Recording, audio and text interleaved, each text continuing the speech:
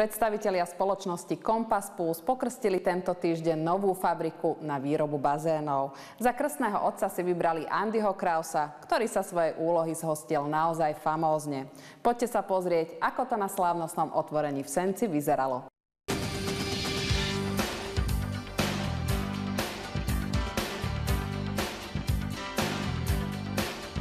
Naša spoločnosť bola založená v roku 2005. Vlastne práve na 10. výročie, rok 2015, 16. júla sa nastala živelná udalosť.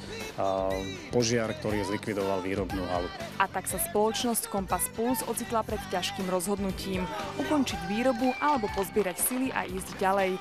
Dnes sa tešia z novej fabriky, ktorú priamo v bazéne pokrstil Andy Kraus. Mali ste už niekedy takúto skúsenosť? Takúto ešte nie. Ako krstil som už do párkrát v živote čosi, ale že by som pri tom stal po kolená v bazéne, tak to sa mi ešte teda nepošťastilo. Slúbili mi chlapci, že bude teplá voda, ale nebola.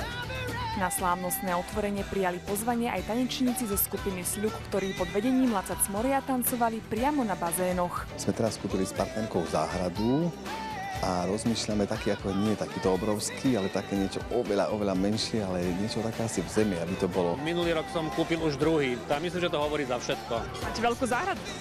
Nie, to bolo tak, že my sme sa presťahovali. Starať sa o údržbu dvoch bazénov, to by asi nebola veľká zábava. Spoločnosť Compass Plus myslela aj na to. Je to nejaký samočistiaci systém na dno. Je to systém Vantage, ktorý bol vyvinutý v Amerike. To znamená, že bazén už nemusím čistiť? Definitívne nie. Všetku tú robotu odvedie ten systém za vás a vy si ho budete len užívať a budete sa zabávať.